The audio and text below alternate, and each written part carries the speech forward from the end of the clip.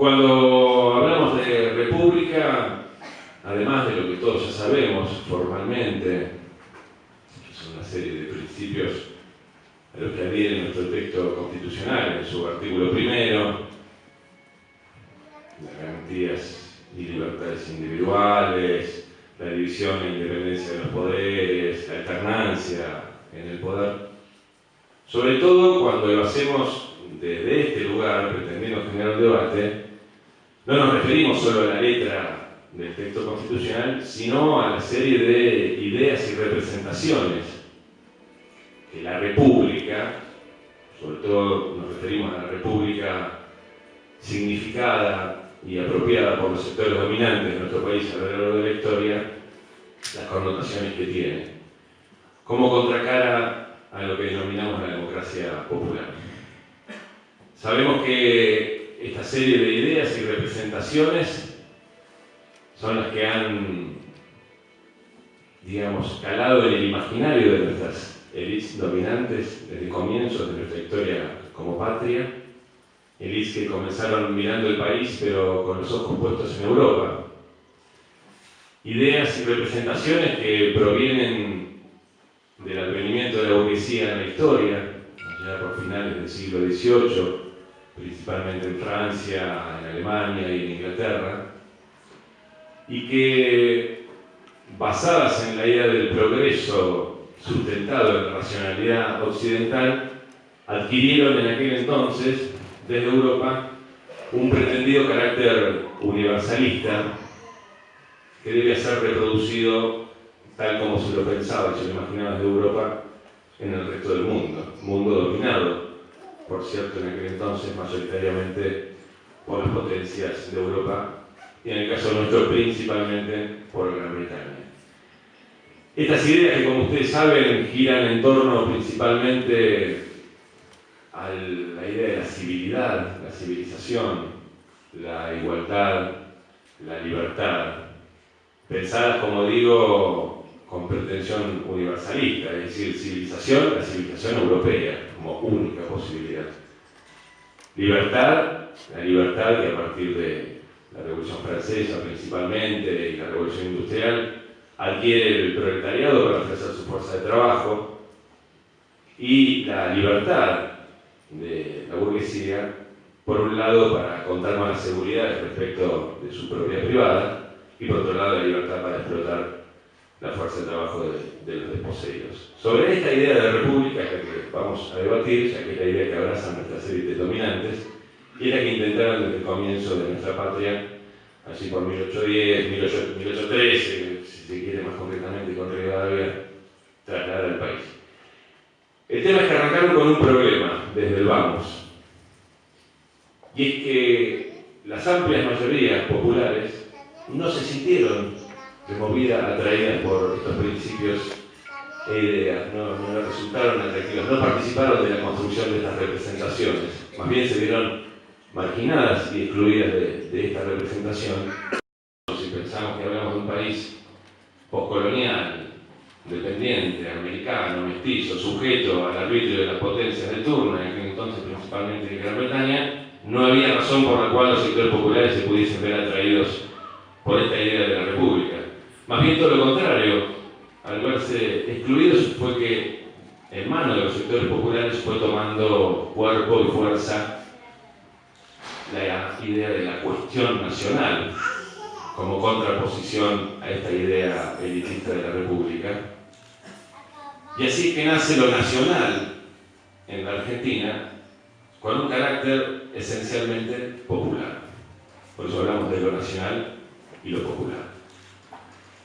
Porque el interés nacional, la cuestión nacional, está fuera de la agenda de las élites desde el comienzo, y porque el pueblo, lo popular, está fuera también de sus intereses y de su agenda. Entonces, ya es desde aquel entonces que se configuran dos campos en disputa en Argentina.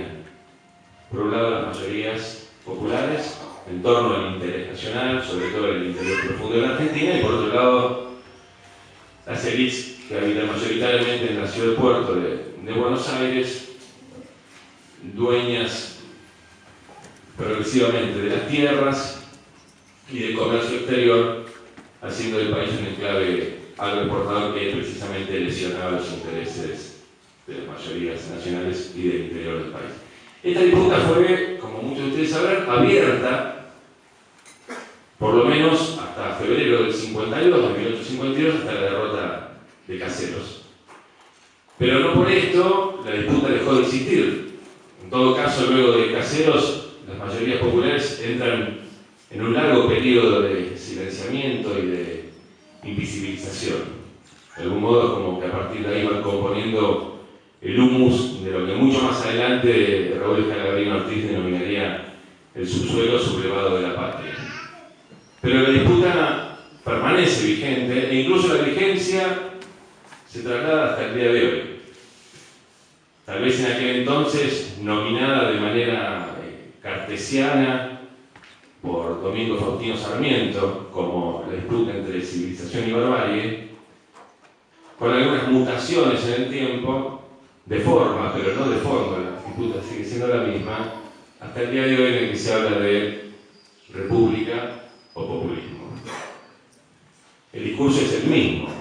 Cuando escuchamos a Ernesto Sanz en la convención de la Unión Cívica Radical en Gualeguaychú, diciendo que acá estamos para defender la república democrática contra el avasallante autoritarismo populista o el populismo autoritario, como excusa para entregarse, como dice Leopoldo Moró, como una niña de 15 años a los brazos de lo peor del liberalismo económico de la Argentina, representado en la figura de Mauricio Macri.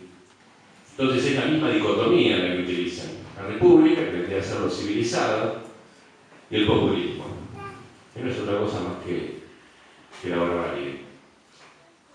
De todos modos es sintomático, ya que hablamos un poco de historia, pensar cómo los sectores de la república, lo digo entre comillas porque nosotros, eso es importante, nosotros no negamos la república, ni renegamos de ella, todo lo contrario, sino que lo decimos en términos peyorativos para plantear esta disputa vigente hasta el día de hoy. Lo que decía resulta sintomático que a lo largo de la historia, para no irme muy atrás, el comportamiento de los sectores republicanos ante, por ejemplo, el golpe que sufre Irigoyen, el silencio cómplice de los sectores republicanos durante la vergonzosa década infame, con participación incluso de muchos miembros de la Unión Cívica Radical en aquel entonces.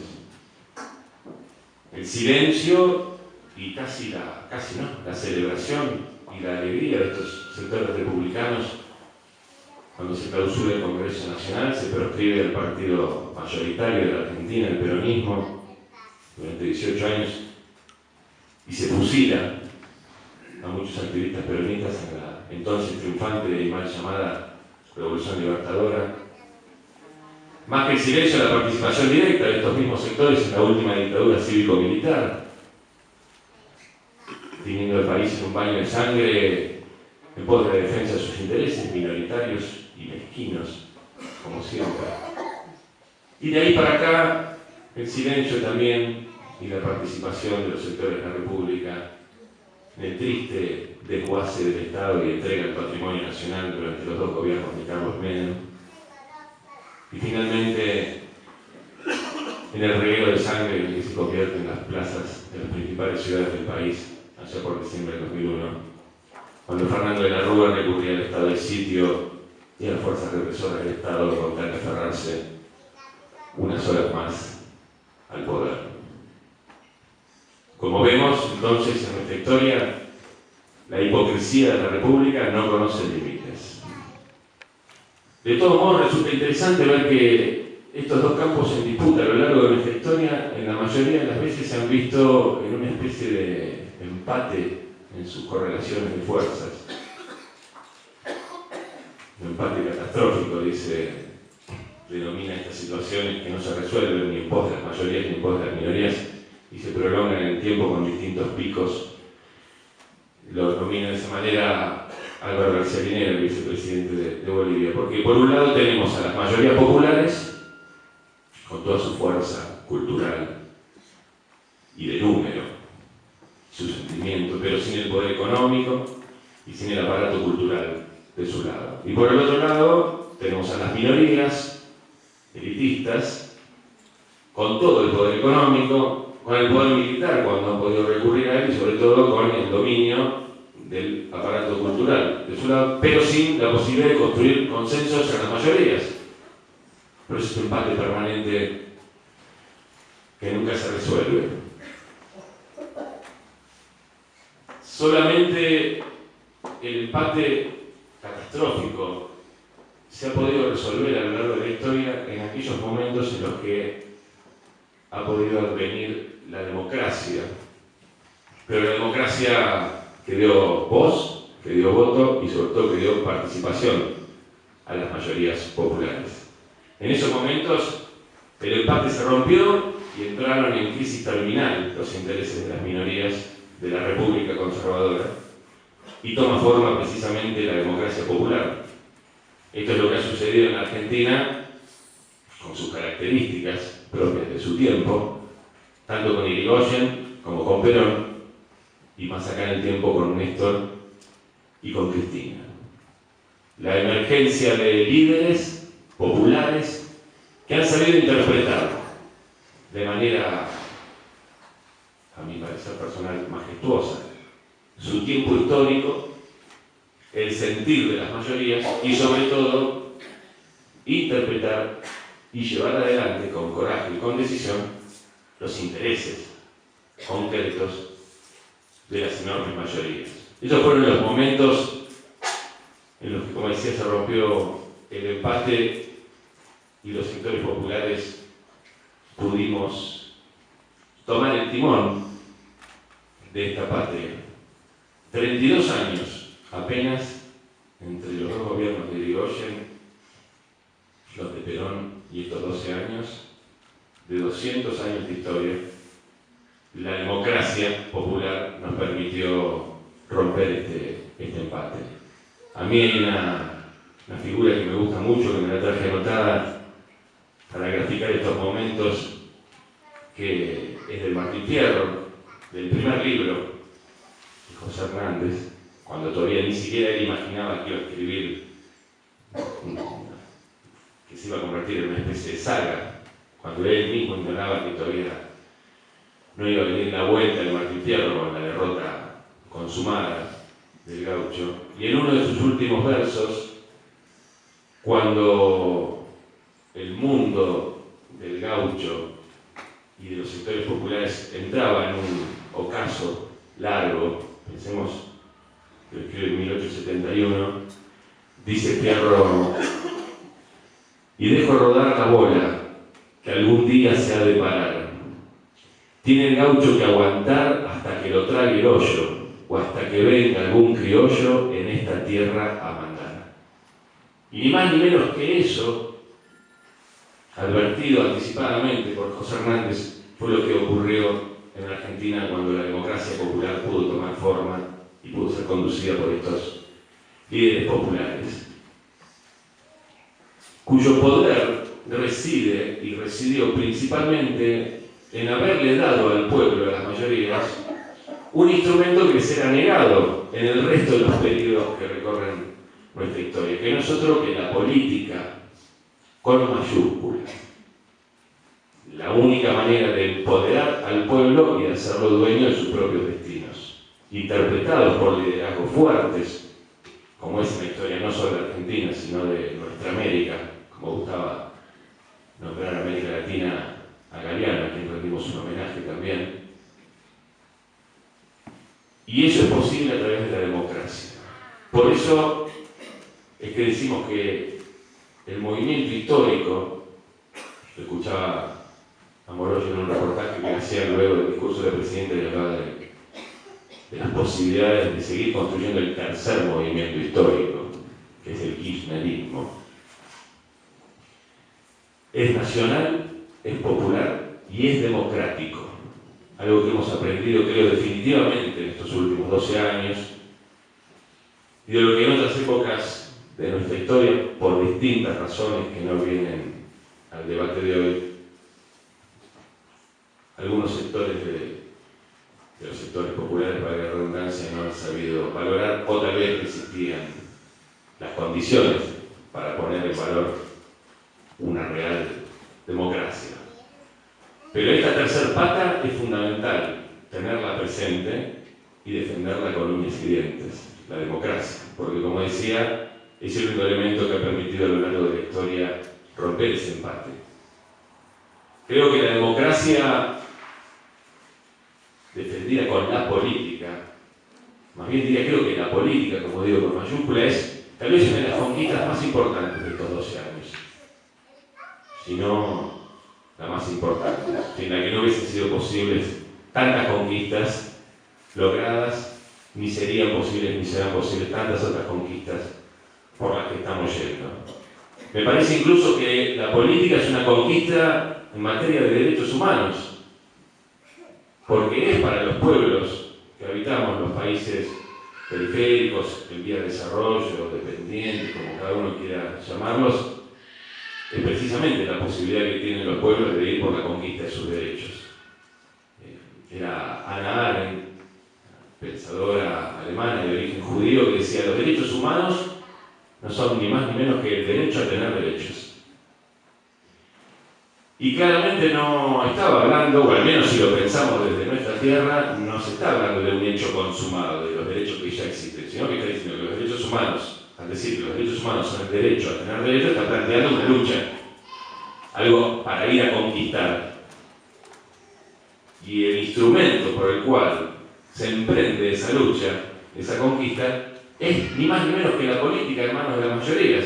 Por eso digo que la conquista de la política durante este proceso histórico que estamos viviendo es una de las conquistas en materia de derechos humanos más importantes que hemos vivido los argentinos. El campo nacional, popular y democrático es muy amplio y complejo en la Argentina, que dista mucho de lo que los esquemas, si se quiere, de una izquierda tradicional lo representa. Está el movimiento obrero por un lado, y de otro lado está la burguesía. En nuestros países, particularmente en Argentina, esto no es así. Producto de nuestra historia, no quiero extenderme en eso, pero nosotros tenemos que entender que el movimiento nacional popular democrático es complejo, es policlasista. Su representación política es pluripartidaria. Por eso instrumentos como el Frente para la Victoria, que además del peronismo,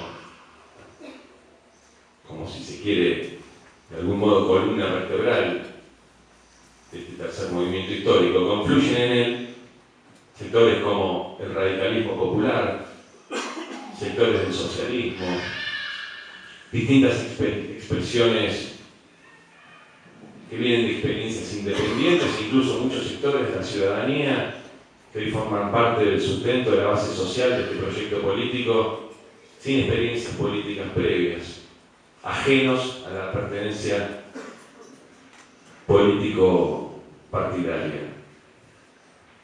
Si nosotros entendemos esta complejidad y esta amplitud, vamos a ser capaces no solo de evitar en el presente que las minorías nos vuelvan a romper el frente interno, sino además de tener mayor potencia al habernos asumido como un campo nacional y popular complejo y plural. Porque el campo nacional en la Argentina no se compone a partir de principios que emanan de la racionalidad occidental, como puede ser, por poner dos extremos, desde el liberalismo económico hasta la dialéctica marxista, donde las contradicciones están ahí para ser resueltas, más temprano que tarde. Porque en definitiva también se basan en aquellas ideas del progreso continuo que se sustenta en la racionalidad occidental. Toda contradicción está ahí para ser resuelta. Nosotros incorporamos las contradicciones, no les tenemos miedo a las contradicciones. Somos un movimiento en sí mismo contradictorio. Entendemos que las contradicciones de hecho son las que generan esa tensión que libera las fuerzas creativas del campo popular, que le hace posible al pueblo ir resolviendo los desafíos que se van presentando a lo largo del tiempo, gracias a las tensiones. Ahí sí, claro, una contradicción que por supuesto no asimilamos, no incorporamos, que es la contradicción definitiva, que es la contradicción que va a seguir vigente siempre, que es la contradicción con el imperialismo y la oligarquía. Ahora, para incorporar las contradicciones hay que salirse del esquema puramente racionalista y entender que el campo popular en nuestro país, además de su propia racionalidad, tiene intuición, tiene imágenes, ideas, memoria histórica, absolutamente, y tiene emoción. El pueblo argentino tiene emoción, y si hay algo no racional, es la emoción. Y la emoción en la Argentina...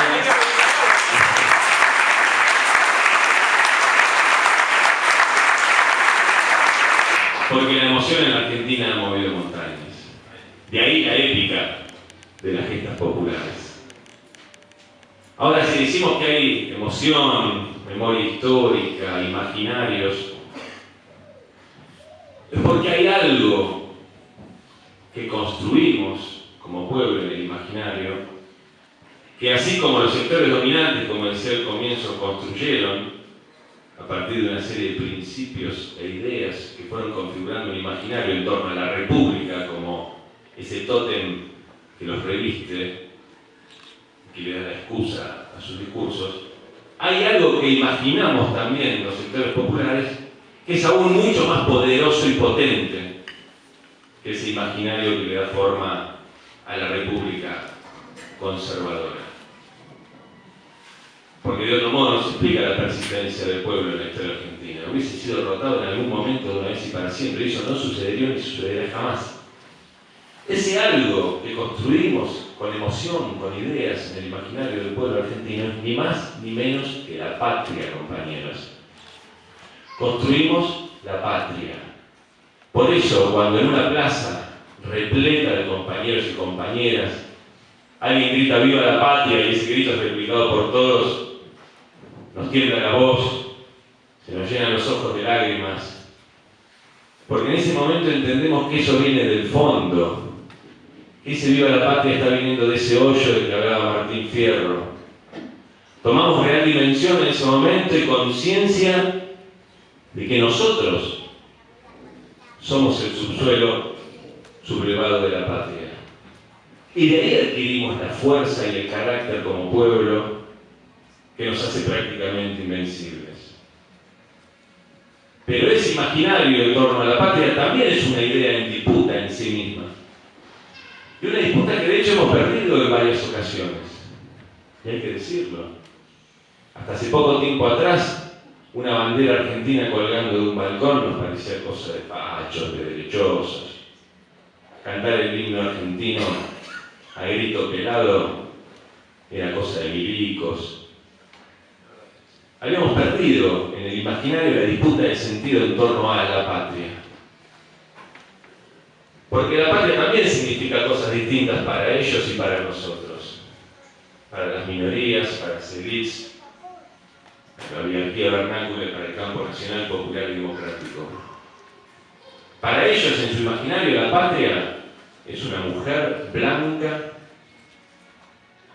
erguida, con su gorro frigio, sosteniendo un escudo con el sol de bronce, con esa cara adusta, con banderas que cuelgan de forma señorial de sus costados, con los laureles enchapados en oro. La patria para ellos es, por ejemplo, cultivar el suelo. ¿No? Así reza el eslogan de la Sociedad Rural Argentina.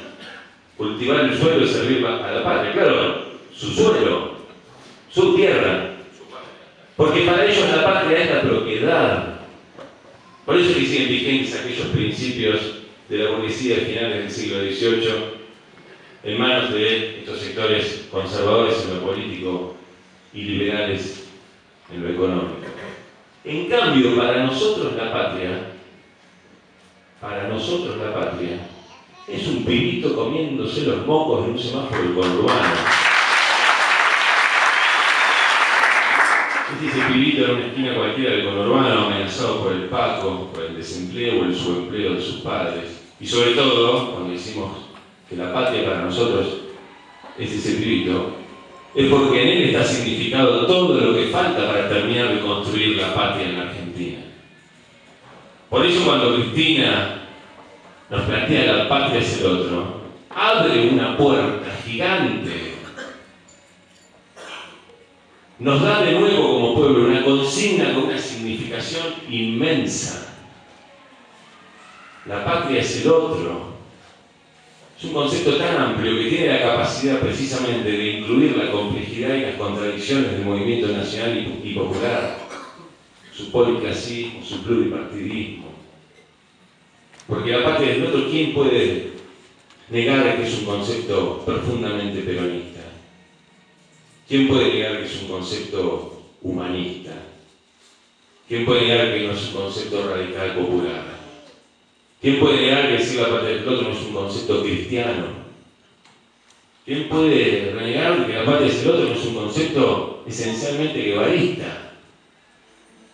Entonces ahí tenemos de nuevo la potencia para proyectarnos como pueblo y estirar el horizonte de este tercer movimiento histórico y hacerlo en torno a un proyecto político. Decíamos que la política es la conquista fundamental de estos 12 años, es la que permite romper esos empates catastróficos con los sectores minoritarios de la Argentina. Y la política, hermanos del pueblo, sintetiza en proyectos políticos. Y hoy vivimos en Argentina un proyecto político que es síntesis de la cuestión nacional, es síntesis de lo popular, es síntesis de las democracias verdaderamente representativas. Y por eso es que en la defensa de este proyecto político, en este año del 2015, crucial para los argentinos, donde vamos a definir ni más ni menos que si seguimos construyendo el tercer movimiento histórico nacional o vamos a volver a los banquetes fastuosos de las minorías recalcitrantes, como el de Mauricio Macri en la sociedad rural, a 5.000 pesos el cubierto. ¡Uf! ¡Qué pobreza!, ¿no? 50.000 pesos el cubierto. Porque entendemos que estamos abrazando y dándole continuidad a un proyecto político que tiene que ver con ese pibe del conurbano, porque es un proyecto que tiende a la inclusión, que tiende a la justicia social, que tiende al desarrollo. Es un proyecto político que es esencialmente nacional, popular, democrático y latinoamericano. Por eso, compañeros y compañeras, estamos absolutamente conscientes que este año el candidato es el proyecto. Gracias.